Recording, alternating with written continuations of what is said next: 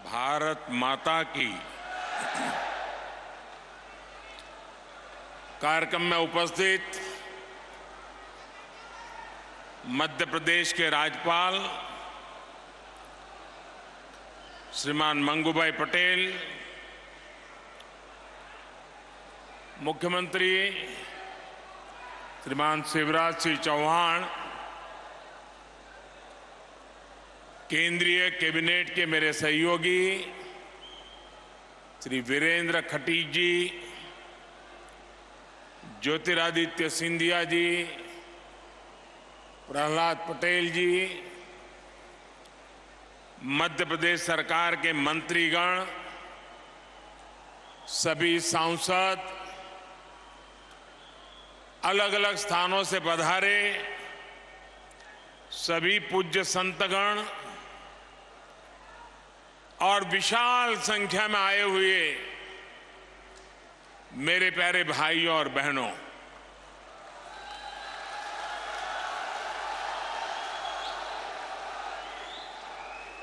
सागर की धरती, संतों का सानिध्य, संत रविदास जी का आशीर्वाद और समाज के हर वर्ग से,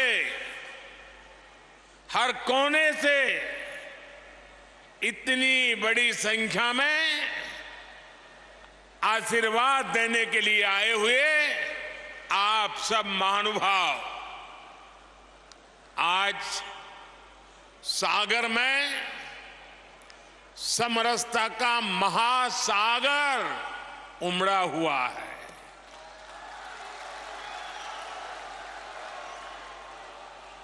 देश की इसी साझी संस्कृति को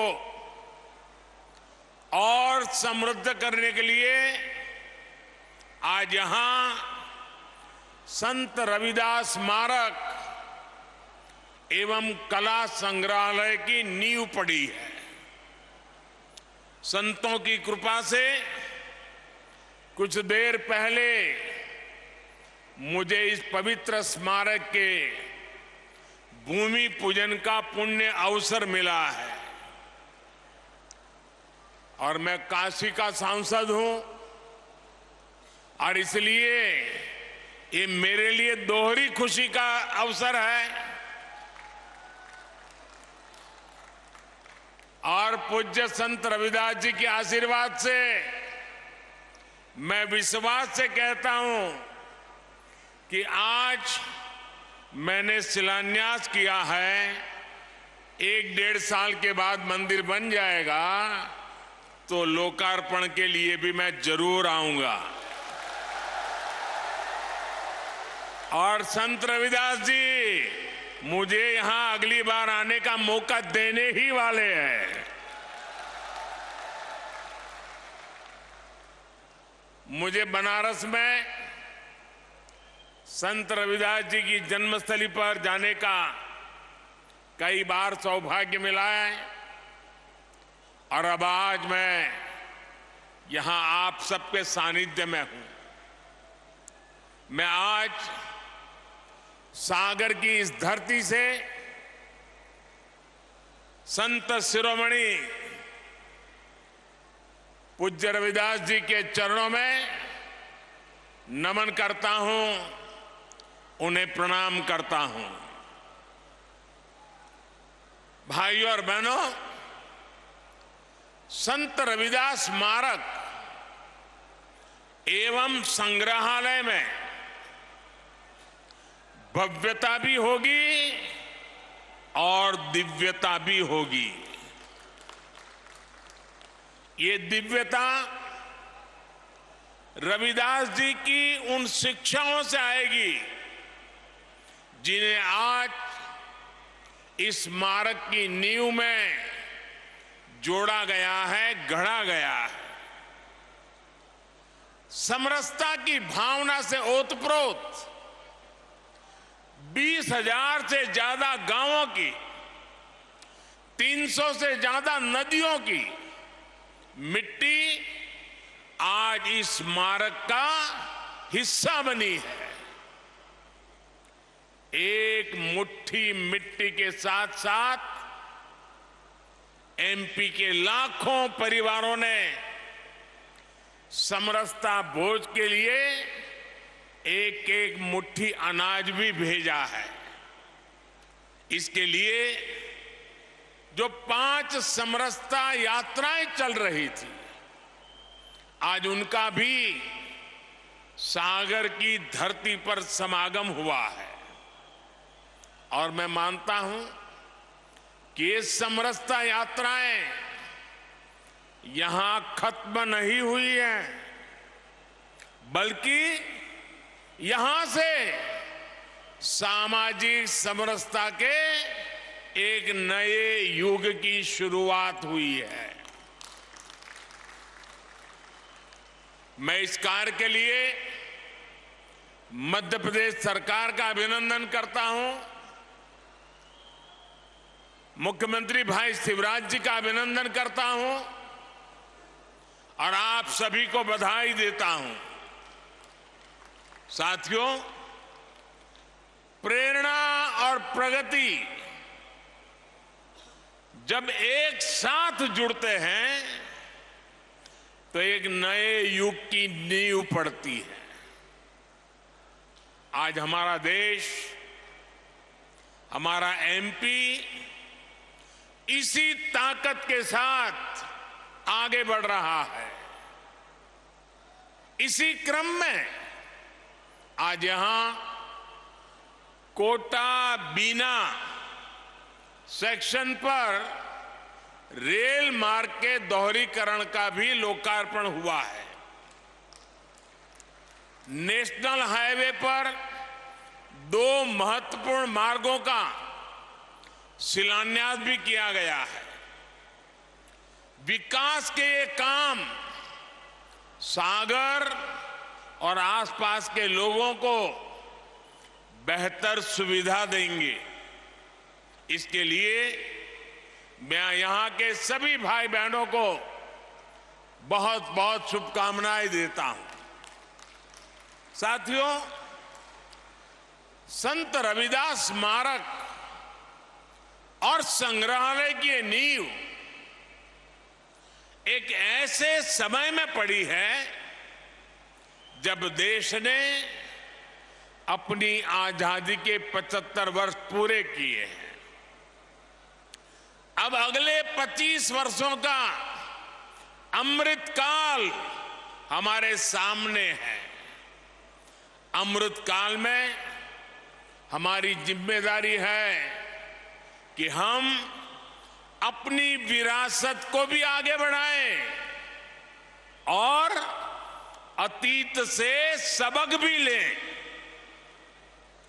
एक राष्ट्र के रूप में हमने हजारों वर्षों की यात्रा की है। इतने लंबे कालखंड में समाज में कुछ बुराइयां आना भी स्वाभाविक है। ये भारतीय समाज की ही शक्ति है कि इन बुराइयों को दूर करने वाला समय समय पर कोई महापुरुष, कोई संत, कोई औलिया इसी समाज से निकलता रहा है।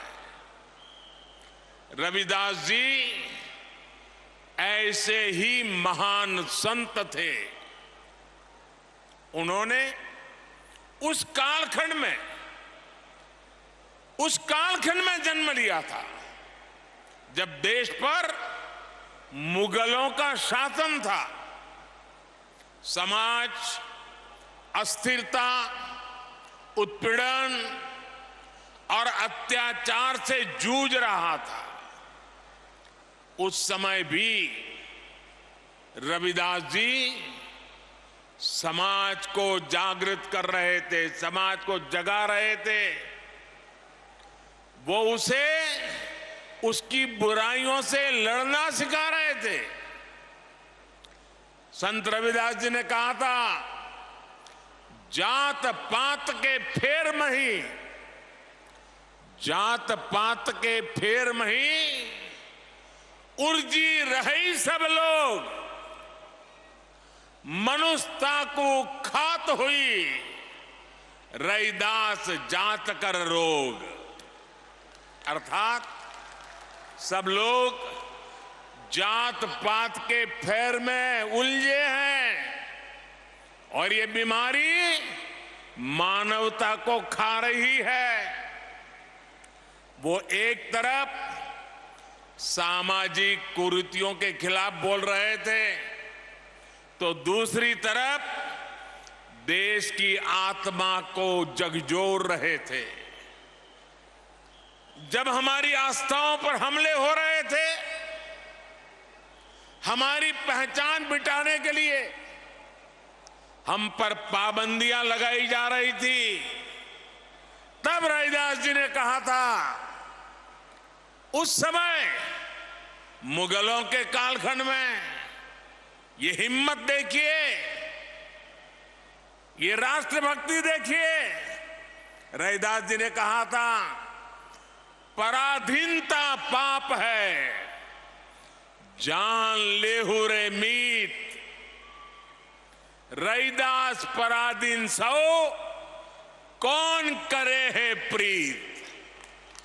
यानी पराधीनता सबसे बड़ा पाप है। जो पराधीनता को स्वीकार कर लेता है, उसके खिलाफ जो लड़ता नहीं है, उससे कोई प्रेम नहीं करता। एक तरह से उन्होंने समाज को अत्याचार के खिलाफ लड़ने का हौसला दिया था। इसी भावना को लेकर छत्रपति वीर शिवाजी महाराज ने हिंदवी स्वराज की नींव रखी थी। यही भावना आजादी की लड़ाई में लाखों लाख स्वाधीनता सेनानियों के दिलों में थी और इसी भावना को लेकर आज देश गुलामी की मानसिकता से मुक्ति के संकल्प पर आगे बढ़ रहा है।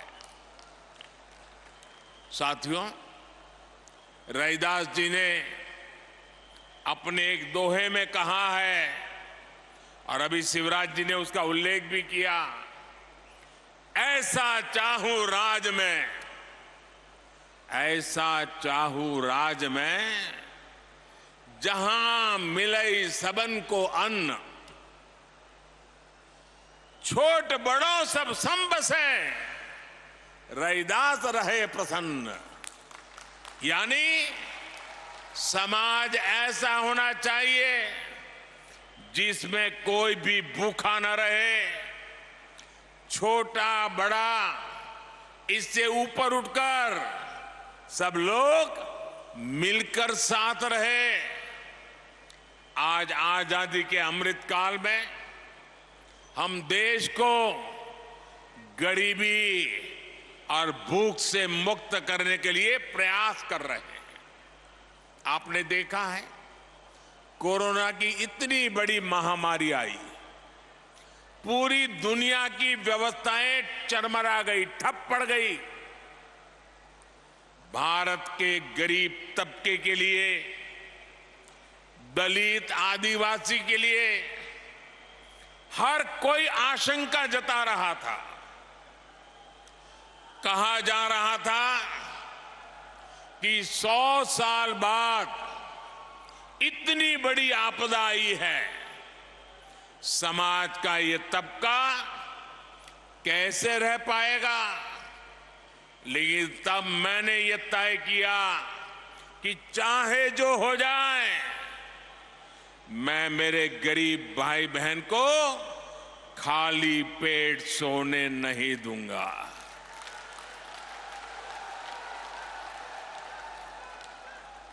दोस्तों, मैं भली भांति जानता हूं कि भूखे रहने की तकलीफ क्या होती है। मैं जानता हूं कि गरीब का स्वाभिमान क्या होता है। मैं तो आपके ही परिवार का सदस्य हूं। आपका सुख दुख समझना मुझे किताबें नहीं ढूंढनी पड़ती। इसलिए ही हमने प्रधानमंत्री गरीब कल्याण अन्न योजना शुरू की। 80 करोड़ से ज्यादा लोगों को मुफ्त राशन सुनिश्चित किया। और आज देखिए, हमारे इन प्रयासों की तारीफ पूरी दुनिया में हो रही है। साथियों, आज देश गरीब कल्याण की जितनी भी बड़ी योजनाएं चला रहा है, उसका सबसे बड़ा लाभ दलित, पिछड़ा, आदिवासी समाज को ही हो रहा है। आप सब अच्छे से जानते हैं, पहले की सरकारों के समय जो योजनाएं आती थी वो चुनावी मौसम के हिसाब से आती थी। लेकिन हमारी सोच है कि जीवन के हर पड़ाव पर देश दलित, वंचित, पिछड़े, आदिवासी, महिलाएं, इन सब के साथ खड़ा हो। हम उनकी आशाओं, आकांक्षाओं को सहारा दें। आप देखिए, जरा योजनाओं पर नजर करेंगे तो पता चलेगा। बच्चे के जन्म का समय होता है तो मातृ वंदना योजना के जरिए गर्भवती माता को 6,000 रुपये दिए जाते हैं ताकि मां बच्चा स्वस्थ रहे। आप भी जानते हैं कि जन्म के बाद बच्चों को बीमारियों का, संक्रामक रोगों का खतरा होता है। गरीबी के कारण दलित, आदिवासी बस्तियों में इनकी सबसे ज्यादा मार होती है। आज नवजात बच्चों की पूरी सुरक्षा के लिए मिशन इंद्रधनुष चलाया जा रहा है।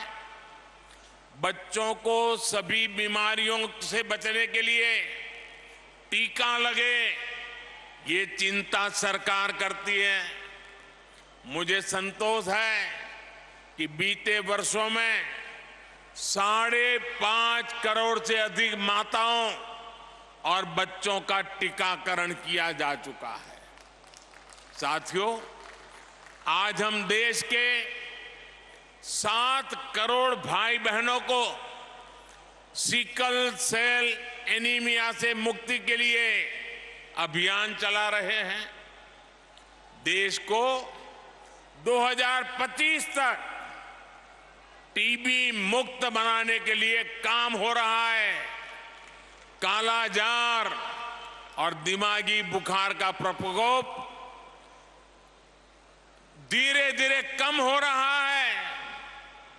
इन बीमारियों से सबसे ज्यादा दलित, वंचित, गरीब परिवार वही इसके शिकार होते थे।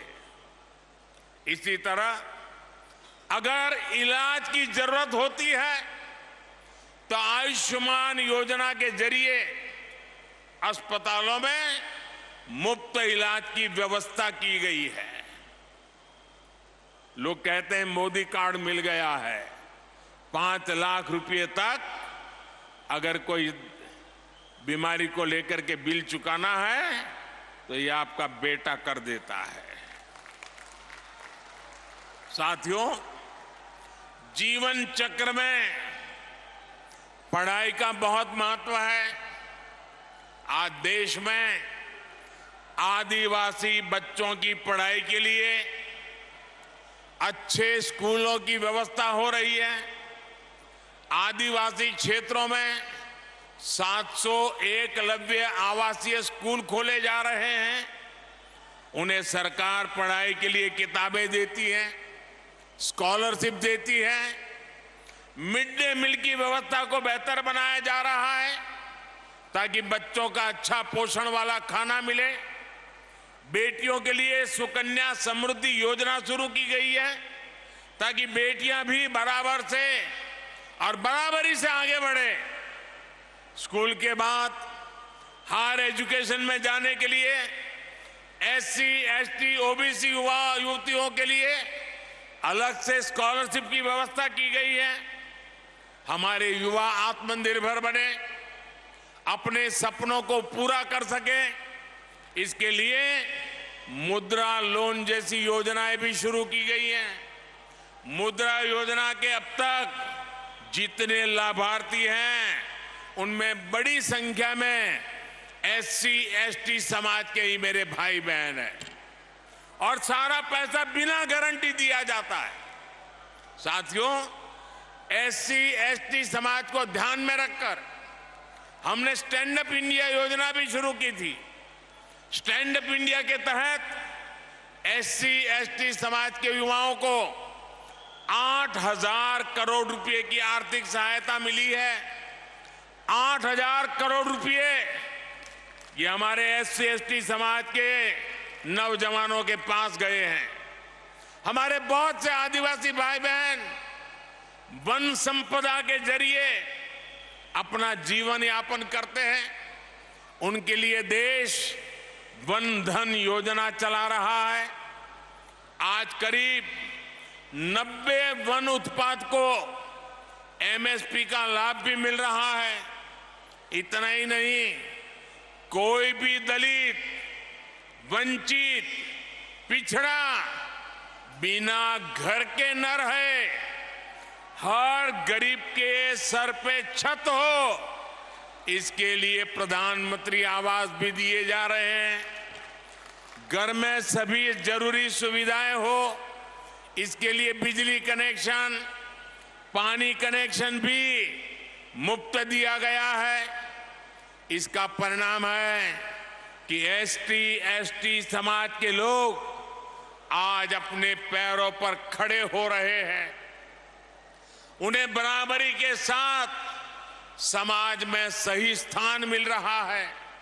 साथियों, सागर एक ऐसा जिला है जिसके नाम में तो सागर है ही, इसकी एक पहचान 400 एकड़ की लाखा बंजारा झील से भी होती है। इस धरती से लाखा बंजारा जैसे वीर का नाम जुड़ा है।